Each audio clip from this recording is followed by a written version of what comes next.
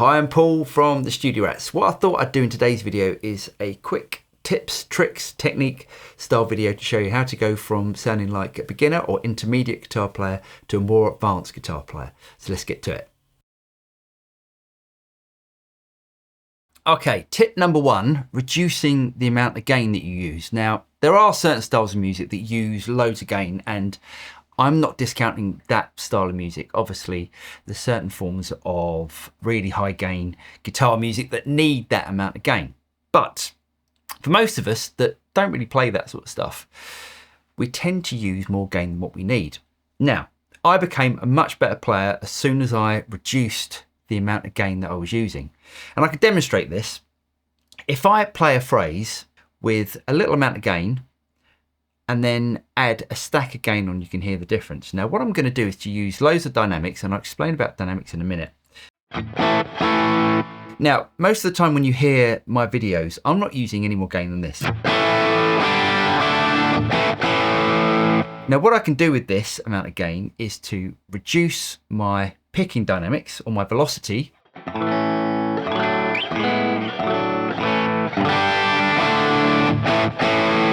And increase it to get various amounts of gain. So what I'm relying on is my picking technique more than the amount of overdrive that I'm using. Now, I love overdrive, but let's play a phrase using a tiny amount of overdrive, and then I'll stack on some pedals and you can hear the difference. Now, if I play this phrase, and I'm going to use lots of varying amounts of dynamics.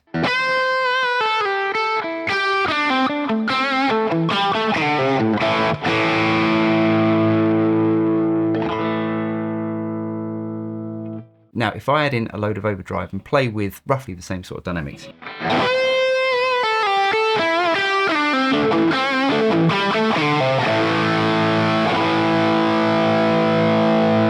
Now, even though I'm playing with different dynamics, you'll notice that the volume pretty much stayed linear. Now, I can demonstrate that. If I just chug a chord at really, really low velocity and then increase it, have a listen to the actual volume levels.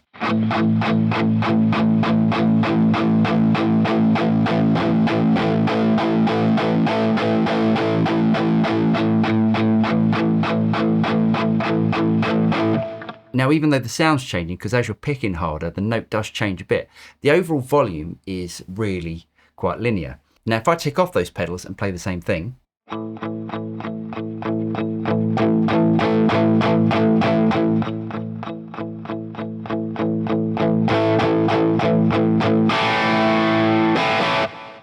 I'm able to alter the amount of gain, the volume, and the sound of the guitar a lot more dynamically.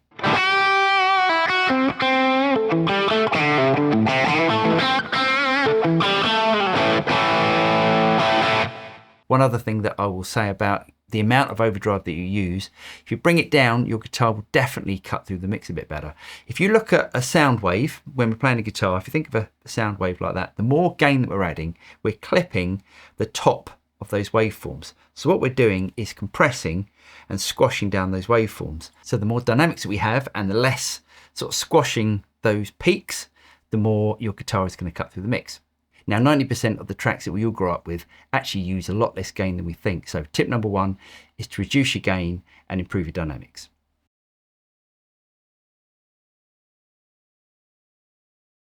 Now, tip number two is finger efficiency. What you'll see with a lot of guitar players is how high their fingers are away from the fretboard. Now, there are some exceptions to this. There are some amazing guitar players out there that don't use all four fingers and really have their fingers miles away from the fretboard when they're playing. Now, I don't know how some players can actually do that and play that well, but for us mere mortals, what we've got to try and do is to get our fingers within reason as close to the fingerboard as possible when we're not playing. So what I mean is if I play a A minor pentatonic scale, for instance.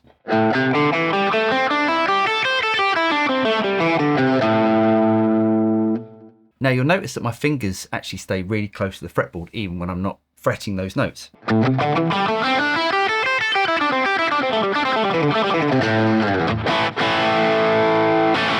So when I do need to press down that note, my fingers are more or less in the right position. Now, the way that I practice this, I don't even have to pick, and I can turn the volume down. If you hold your fingers in parallel to the fretboard, and then you press down each individual finger and try and keep your fingers in the same position. Now what you'll notice to start with are, as you press down certain fingers, other fingers will also want to go down. What you want to try and achieve is finger independence. So each finger is independent of each other. Now the way that our hand anatomy is built is, as I said, our fingers will go down at the same time. So literally you can sit down in front of the television, you don't have to have anything sort of plugged in, you're not going to annoy anyone, and you can just try and control your fingers. Now there are other exercises you can do with this as well. For instance, if I push down my first finger, then my third finger, second and fourth, so it sounds like this.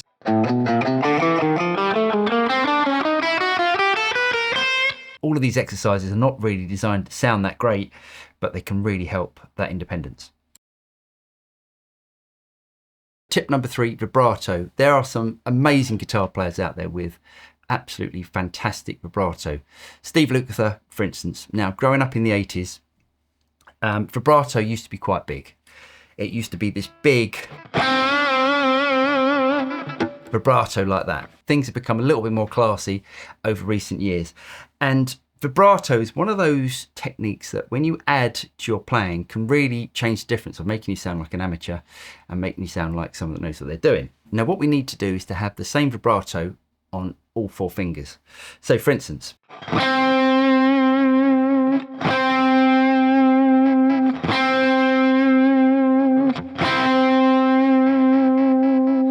so it doesn't matter what finger you're using, your vibrato always sounds the same. So I'll explain how I do vibrato. Now, there are certain guitar players that don't do it like I do it. Eric Clapton, for instance, if you look at the way that Eric Clapton plays, and also Lee Anderton, because I think Lee's a bit of a Eric Clapton fan. Basically, Clapton takes his thumb off the back of the neck and then he sort of shakes his arm or this part of his wrist up and down.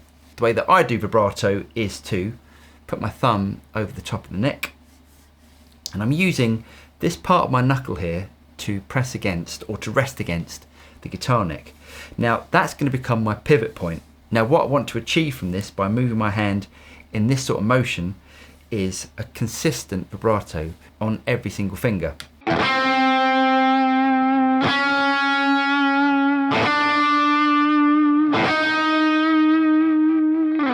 Now, one of the things that I noticed from someone that possibly isn't that used to using vibrato is that they'll give up at a certain point and sometimes they'll slide their hand down or they'll mute the note. What you want to try and do, or the way you want to practice this, is to hold that note as long as possible with a consistent pitch up and down.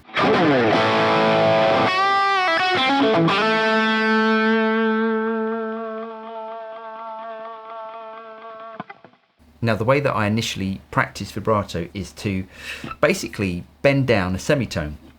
Now when you're actually applying this in real life, you don't actually go down that far, or most of us don't anyway. The note I'm going to start with is this note, and the note I want to hit is this note. And I want to do a slow sweeping movement to that note. So from this note to that note.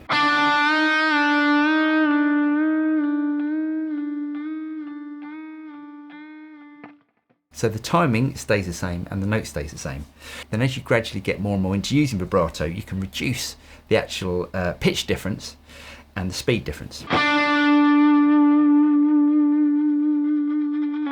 So then the vibrato will always be the same no matter what you're playing. I think we're at tip number 4, which is to mute strings when you're not playing them.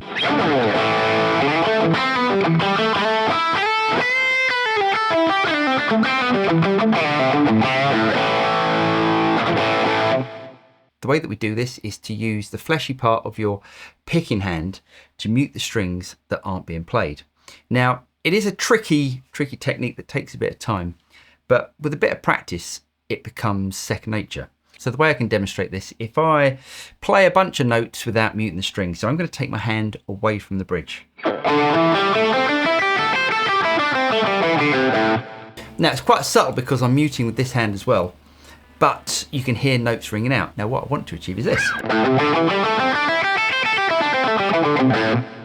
which is the note without any overtones. Now what you want to do, as I said, is to use the fleshy part of your picking hand, and where the strings come out of your bridge, it doesn't matter if you've got like a Les Paul, like a fixed bridge or a Telecaster, or if you've got a Strat or more of a Strat style guitar like this.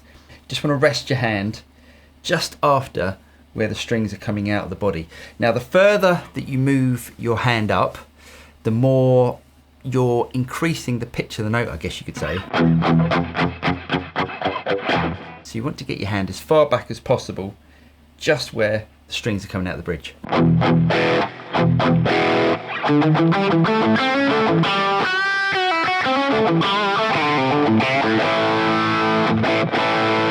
And then as you're playing, you're sort of curving your hand around, muting the other strings. Tip number 5, and this is probably the most important, and it's also going to be the last tip, is pitch or intonation. Now there's lots of things that can affect a guitar's intonation. One is a poorly set up guitar, and 2 is bad technique. Now what we want to try and do with this is to, one, when we're fretting the note to get the correct note, and then also when we're bending to get the correct note. Now let's ignore a badly intonated guitar. If you don't know how to intonate your guitar, there's plenty of videos on YouTube to show you how to do that. But the first thing we can do to get perfect intonation across your guitar, if it's properly set up, is consistent pressure on the fingerboard. Now what we want to try and do is to get our fingers as close as possible to the next fret. The further back that your finger is from the next fret, the further you're going to have to push. The harder you push, the more it increases the note. Now the closer we are to the next fret, the lighter we can press, which should be the perfectly intonated note.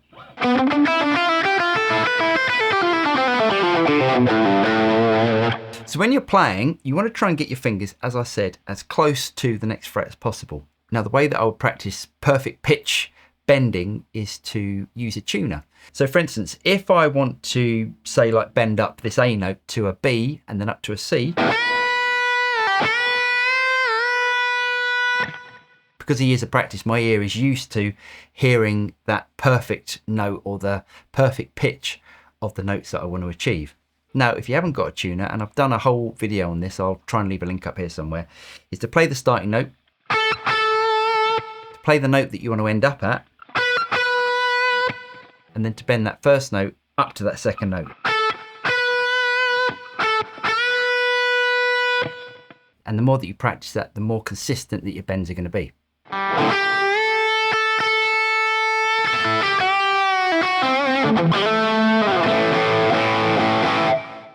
So there you go. I really hope you guys got something out of this. This isn't the normal sort of video that I do, so it's a little bit out of my comfort zone. So I hope it is useful and you can apply those techniques into your playing. Anyway, as I said, really hope you guys got something out of this. If you did get something out of it, don't forget to like and subscribe, click on the bell button, and you'll be notified of any future video that comes out from the Studio Rats. I'm Paul, and I'll see you next time. Cheers.